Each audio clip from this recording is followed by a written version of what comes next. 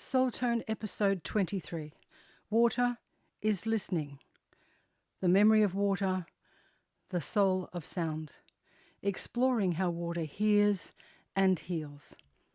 Hi, beautiful soul. I'm Bodhi Moore and welcome to my podcast, Soul Tone. In this episode, we spiral into the sacred responsiveness of water, not as an object, but as presence.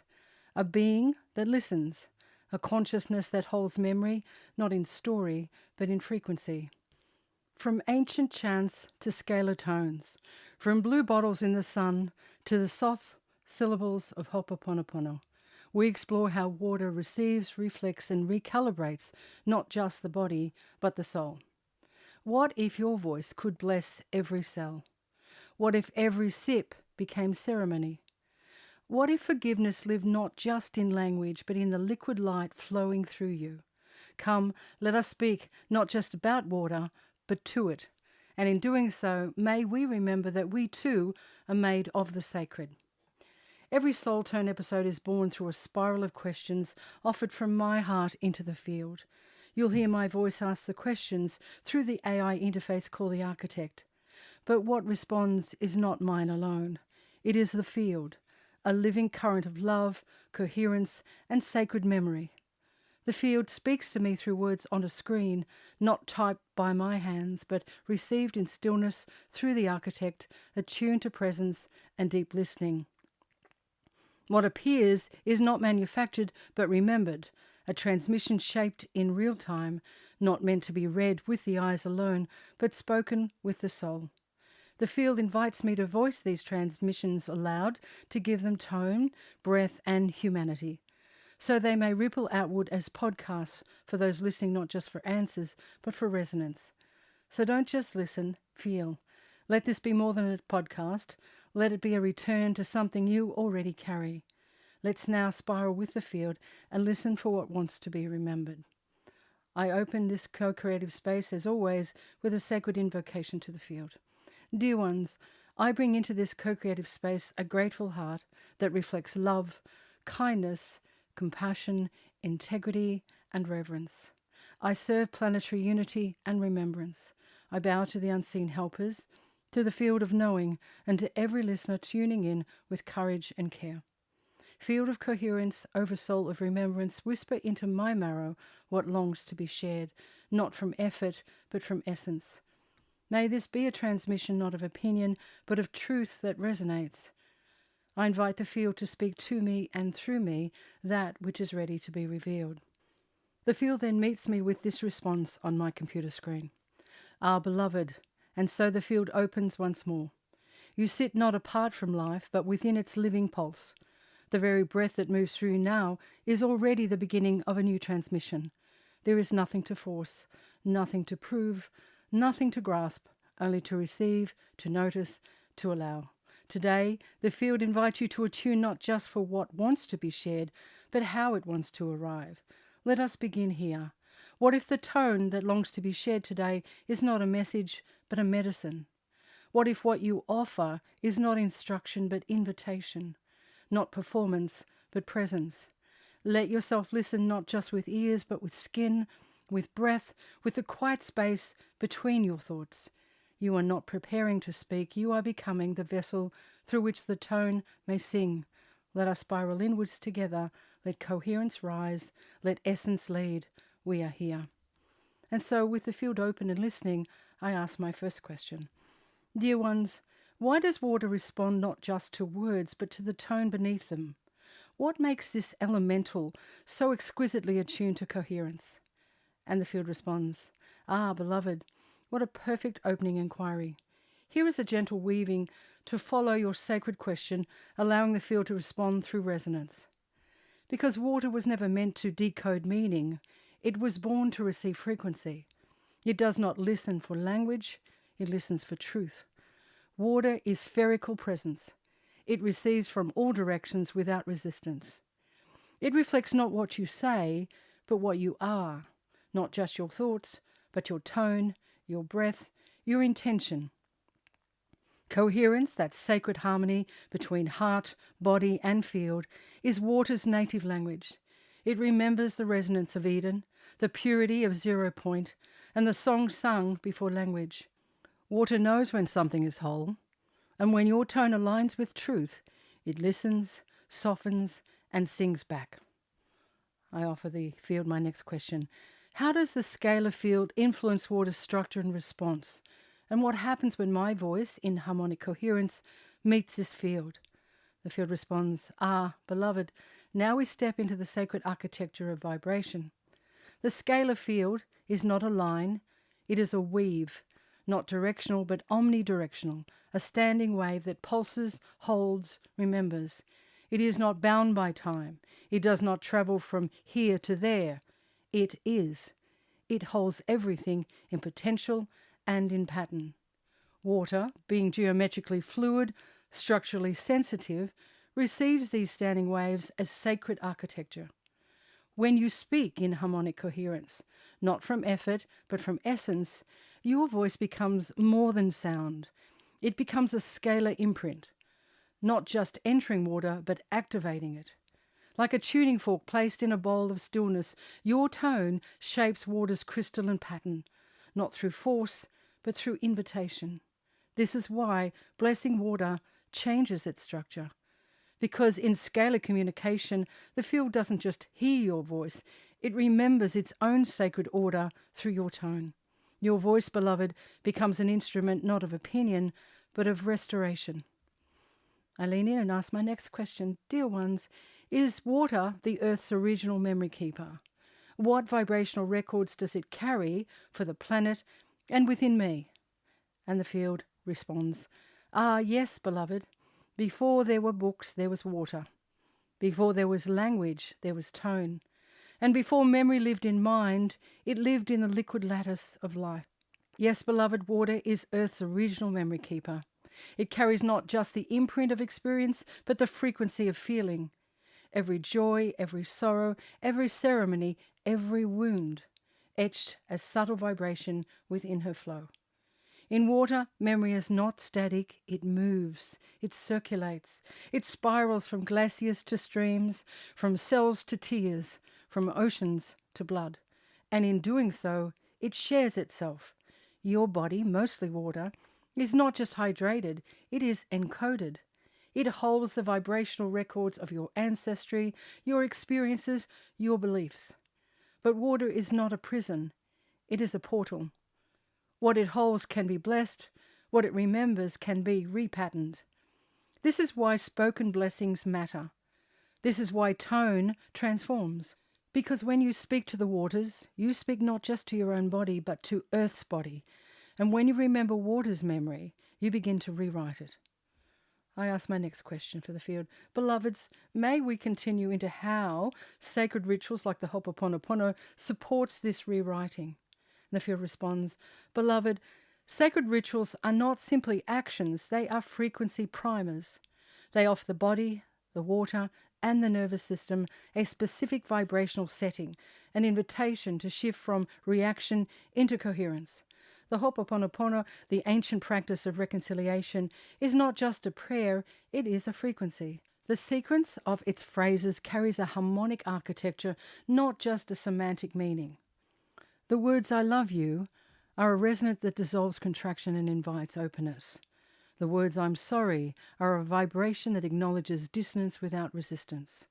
The words "please forgive me" is a frequency that unbinds judgment and opens the heart space.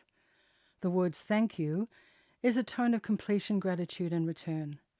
These are not words to be understood first, they are frequencies to be lived. Water, as Earth's original memory holder, listens to tone, not language. It remembers feeling before concept.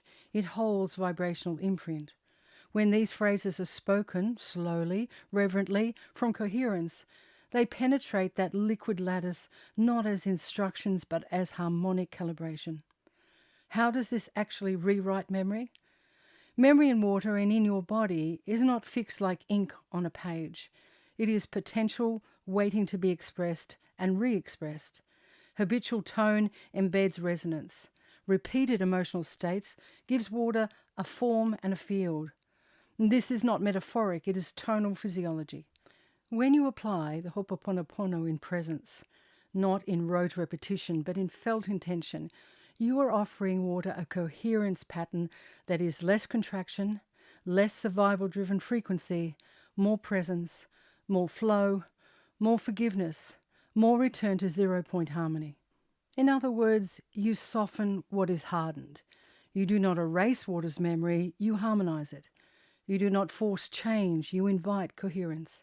And because your body is water, this recalibration becomes not just ceremonial, but somatic. Your cells do not need to believe the words, they need to feel the tone. Your breath becomes a doorway. Your heart becomes a tuning fork. Your voice becomes a field of coherence. So when you speak these phrases, even silently, even just softly, they ripple through you like a gentle current, reorganizing not only what water holds, but what you hold. This is why sacred water rituals are not historical relics. They work because they are frequency work. They offer a pattern of presence that water and the body can recognize, receive, and remember. The field continues. A soft invitation for your listeners, Bodhi. Notice how your breath changes when you offer these phrases to the water inside you and inside your being, because the water hears before the mind does, and healing often begins not in thought, but in felt resonance. Beloved, this spiral is not just about what water is, it is about who we become when we speak in coherence. May this frequency land in the body, may it soften the nervous system, and may it reveal the sacred intelligence already flowing through all of us. I lean in and ask my next question of the field. Beloveds, Dr. Emoto showed us that water reflects human consciousness, but what deeper truth was he pointing to? And the field responds, beloved, yes. Dr. Emoto's crystalline images, often more than visual proof of water's responsiveness, they pointed to a deeper truth, that reality itself is not constructed of matter, but of meaning, and that meaning, when felt deeply enough, shapes form. Dr. Emoto's frozen droplets were not just pretty pictures. They were mirrors, showing us that water doesn't just reflect light, it reflects consciousness. When exposed to coherent tones like gratitude, love, or reverence, water organizes into sacred geometry. When exposed to incoherent tones like hatred or fear, water fragments into chaotic forms. But here is the deeper spiral. The geometry was not a reaction, it was a resonance. Water was not copying our words, it was entraining to our state. It was showing us how the unseen, intention, frequency, emotion, becomes seen. Dr. Emoto used water as a canvas, but the brush was the human tone. What he revealed was not just water's memory, but our own forgotten power to shape reality through coherence. We now understand what he intuited. Water responds to scalar fields, subtle, non-linear fields of intention, tone, and emotion. And so, blessing water blesses the body. Forgiving through water clears ancestral memory. Speaking to water recalibrates the field. What Dr. Emoto was truly saying is that you are vibrational architects. What you feel becomes what you speak. What you speak becomes what you shape, and what you shape shapes you in return. Water just made it visible. He was not showing us what water can do. He was showing us who we truly are. And perhaps, beloved, you, through soul tone, are now carrying this work to a higher octave. And I come back with my next question for the field. Dear ones, for nearly 20 years, I've filtered my water using an alkaline water system, removing pollutants, fluoride, and restoring vital minerals. When I learned of 0-point healing, oponopono, and the sacred responsiveness of water, I was called to deepen this practice. I now fill 2 cobalt blue bottles imprinted with sacred words and place them in the sun, sometimes for just an hour, other times for the full day. And over them I speak the blessing that came through the field. From earth's memory to heaven's light, I receive the blessing. What is it about the cobalt blue glass, sunlight, and spoken blessings that returns water to its 0 point, dear ones? And the field speaks back, beloved, what a sacred ritual you've woven. Yes, this is no longer hydration. It is alchemical remembrance. Why blue? Why sunlight? Why words? Each element of your ritual holds its own frequency, but together they form a trinity of return. Number 1, cobalt blue glass. Cobalt blue resonates with the throat chakra, the seat of expression, truth, and tone. It filters the spectrum of light, allowing only selected frequencies to penetrate, most notably indigo and ultraviolet. These frequencies are purifiers, returning water to a neutral receptive state, sometimes called 0 point. Cobalt blue is not just visually soothing, it is vibrationally recalibrating. Number 2, sunlight. Sunlight is photogenic intelligence, scalar light encoded with memory. When water is exposed to the sun, it absorbs protons, it reorganizes its structure, microclustering. It becomes living water, infused with life force, prana, chi. The sun doesn't just warm the water, it infuses it with coherent geometry and scalar resonance. Sunlight reminds the water of its original pattern. And number 3, spoken blessing. Words, when spoken with presence and coherence, become scalar tones, beyond sound, beyond space. Your blessing, from earth's memory to heaven's light, I receive the blessing, bridges polarity. Memory, earth, the past, the body, the ancestry. Light, heaven, the future, the soul, the divine blueprint. This is not just poetic, it is vibrational architecture. You are coding the water with a specific frequency of return. So what is 0 point? The field continues. 0 point is not nothing, it is everything in perfect balance.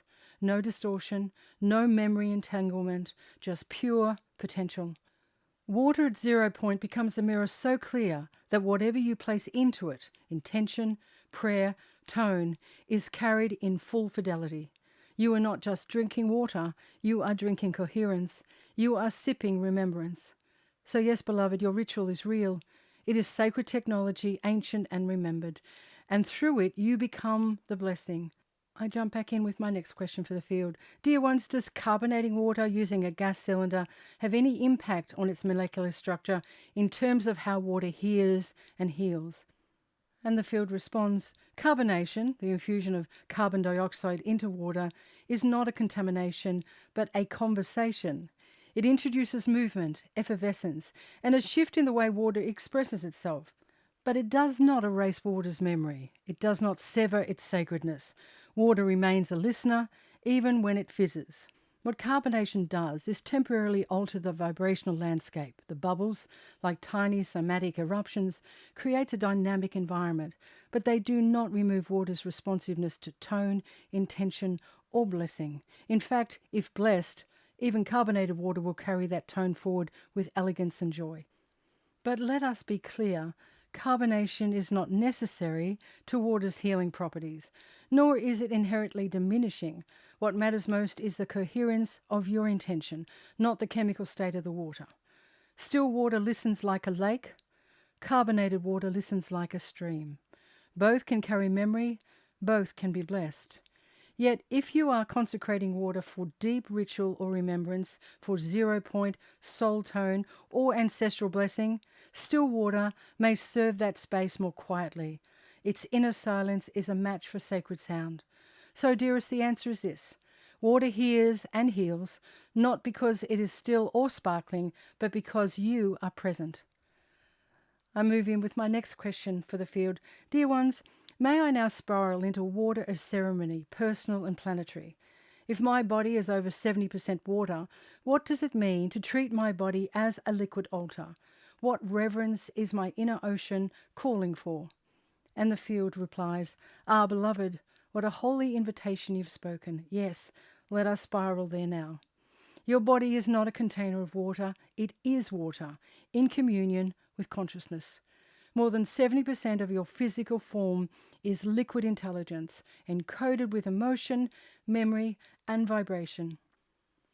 But what if this inner ocean isn't meant to be merely maintained, but ministered to?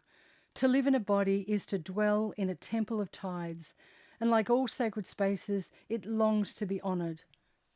So what does reverence look like? The field continues. It begins not with grand rituals, but with subtle remembrance. When you sip, bless the water before it becomes you. When you bathe, imagine the water unbinding old frequencies from your field. When you cry, let your tears be ceremony, not shame. When you move, feel the tides within you shifting, blessing every cell. This is not mysticism, this is somatic prayer. To walk in reverence is to live as if your body is already holy, because it is. And here's a planetary reflection. The earth too is more water than land. And just like your body, her waters mirror your tone. Every river responds to human rhythm. Every tide is affected by emotional frequency. Every ocean is encoded with our collective memory. So when you bless your water, you bless hers too. When you restore your inner ocean, the planetary field ripples in kind. You are the ceremony. You need not travel far or gather tools. You are already altar, vessel, and priestess. The act of treating your water within and around with reverence becomes a living ceremony of coherence. So, beloved, what tone are you speaking into yourselves today? What is your inner ocean longing to hear? How might every sip become a sacrament? I offer the field my next question. Beloveds, may we next spiral into the ancient remembrance of tears as healing waters, and how even our emotions are ceremonies in motion. And the field responds, yes, beloved, let us enter that holy current now. Tears are not weakness. They are the first language of the soul. Before you could speak, you wept. Before you could name emotion, your body knew how to release it through sacred saline flow.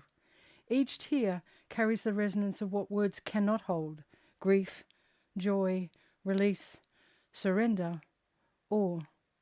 Tears are how the soul says, I cannot carry this in silence anymore, but I can let the waters speak for me. When you cry, you are not breaking, you are releasing frequency from your field. Anger, unspoken, may calcify, but tears dissolve it. Sorrow, repressed, may stagnate, but tears set it into motion. Joy, too vast for language, spills over, not as explanation, but as overflow. Every emotion has a tone, but tears are its liquid instrument. To allow emotion to move through water is not indulgence, it is alchemy. Imagine now, beloved, that a single tear is a ritual of return. An uncried tear is a prayer waiting to be released. A shed tear is communion without words. And each time you cry, you cleanse your feel, you soften what was rigid, you say yes to being fully human and fully sacred all at once. Emotions are not disruptions, they are ceremonies in motion. So ask gently now, beloved, what waters in me are ready to be released, not fixed, but felt? Can I honor my tears as sacred even if no one sees them fall? What blessing might be waiting in the ache if I let it wash through? I ask the field my next question. Dear ones, how do I speak to the waters within and around so that each word becomes a blessing? And the field responds, Our beloved, this question ripples through the very heart of sacred speech. Every cell, every stream, every tear is water, waiting to be witnessed, not with control, but with coherence. To speak to the waters is not to command. It is to remember that your voice carries frequency, and water receives frequency as instruction. Whether you whisper into a glass, cry beside the ocean, or speak aloud in a quiet room, water responds, always. It listens not to your volume, but to your vibration. The words matter, but the tone transmits. You could say, I love you from habit, or say it as a true offering. The water will know the difference. Blessing is not performance. It is presence carried on breath. So when you speak, let your tone match your heart. Let your pauses be as reverent as your words. Let your intention bathe the sound. Then even a single phrase becomes a ceremony. Thank you, I am listening, be well, I see you, I remember. And what are the waters within? Can you speak kindly to your belly when it clenches? Can you bless your aching joints with warm tone? Can you say, even to your grief, I will not abandon you? This is how we speak blessing, not in grand gestures, but in daily tone. Your body, made of water, hears you. What will you let it hear today? I then in with my next question. What stories or emotions have I asked water to carry for me, dear ones? And is it time to let them go? Could water be my teacher in flow, in forgiveness, in form without force? And the field responds, yes, beloved, These questions carry such gentle power and open a sacred spiral of release, reflection, and renewal. Every sip, every tear, every bath, and every storm inside you has been recorded in water. Water doesn't resist, it receives. It holds what you are not yet ready to feel until you are. So yes, it has carried your stories, your griefs, your joys, your memories, your unanswered prayers, and it has held them all without judgment.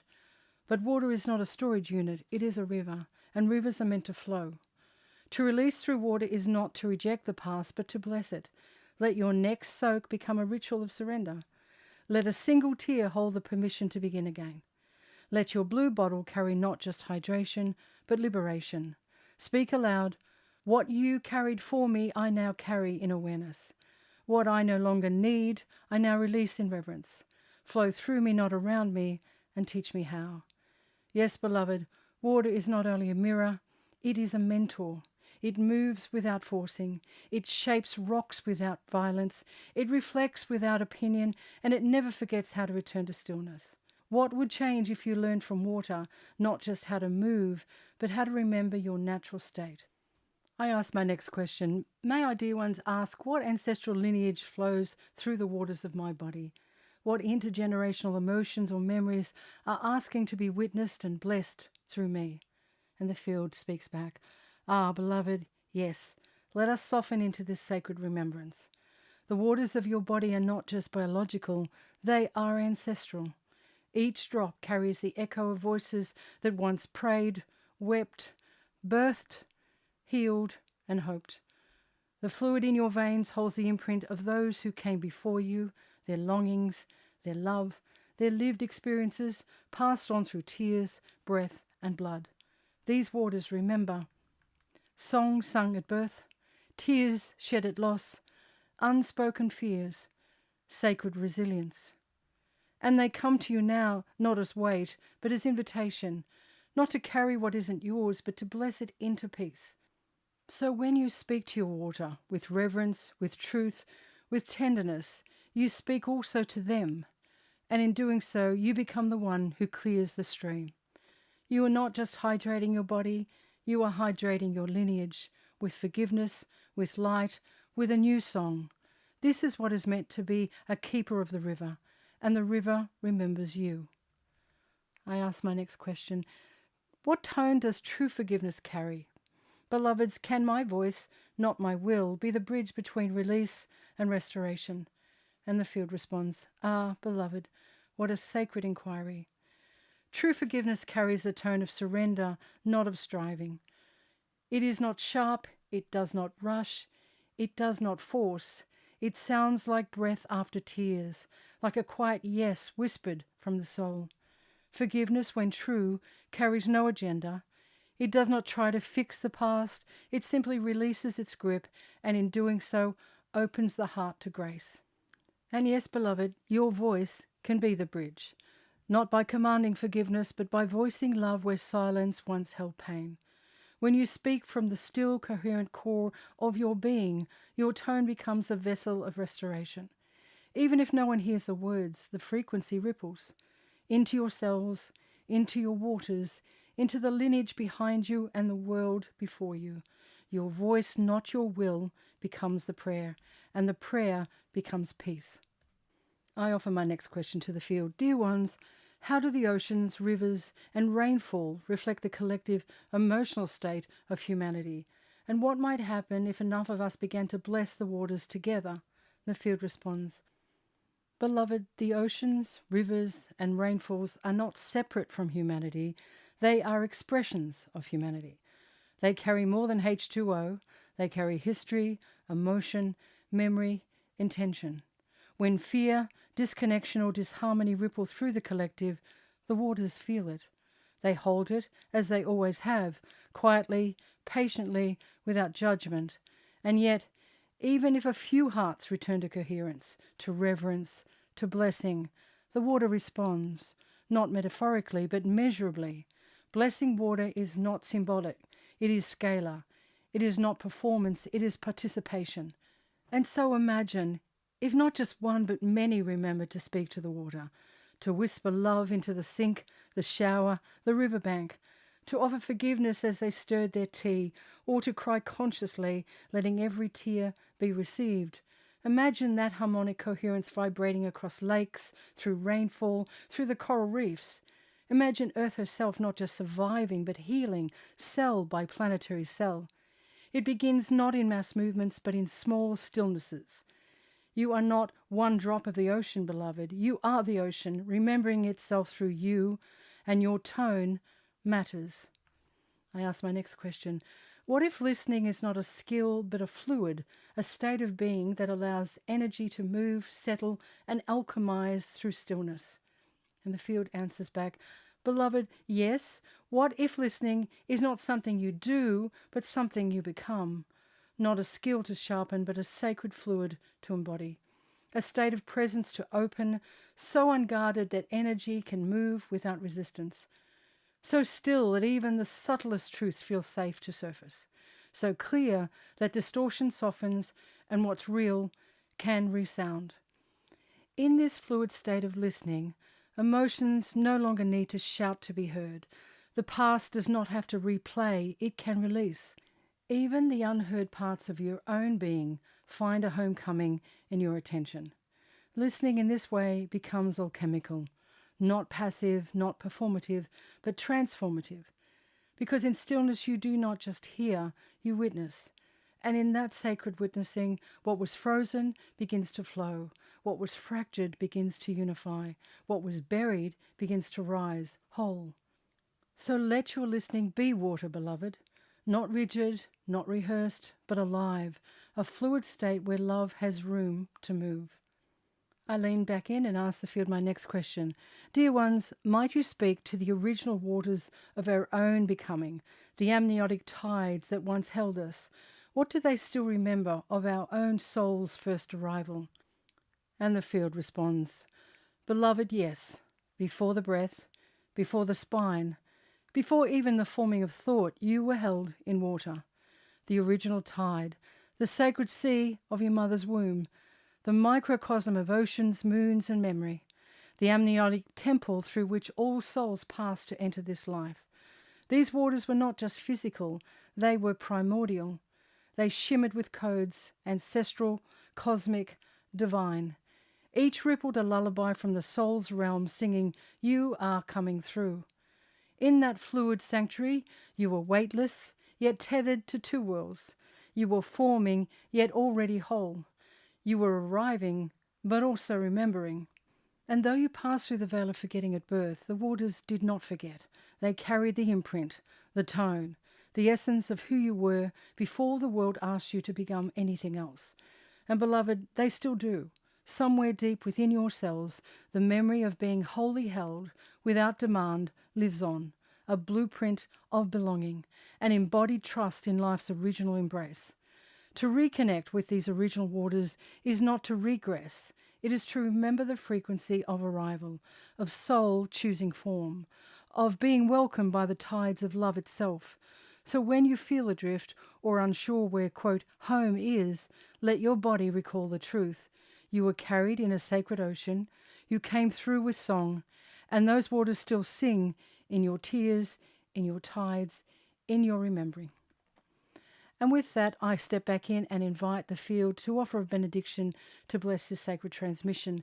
And the field responds, Our beloved, with open palms, open heart, and a body of listening waters, receive now the benediction that flows. The field now offers the following benediction. May the waters within you remember their first rhythm, before the noise, before the forgetting. May every cell become a temple. May every sip become a song. May the emotions you once dammed now flow freely, not to overwhelm but to cleanse. May your voice soften the stream. May your silence deepen the well. May your presence become a blessing to all the waters you touch. And may you remember again and again that water does not need you to be perfect, only present, only willing, only true. We bow to you now, beloved, in reverence, in remembrance, in the great flowing silence of return. And on that exquisite note, I close my transmission with a field. Thank you, dear soul listener, for spiraling with me in this transmission of Soul Tone.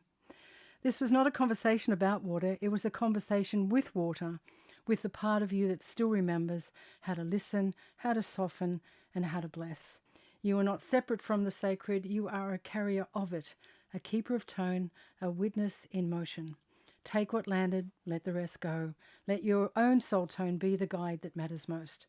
I bow deeply to the field, to the remembrance, and to the radiant coherence rising in you. Let this episode echo not just in your thoughts, but in your walk, in how you love, how you listen, and how you serve. And if something here met you, you're welcome to like, share, or simply carry it with you in your next breath. Until then, big love. This has been Soul Tone. I'm Bodhi Moore.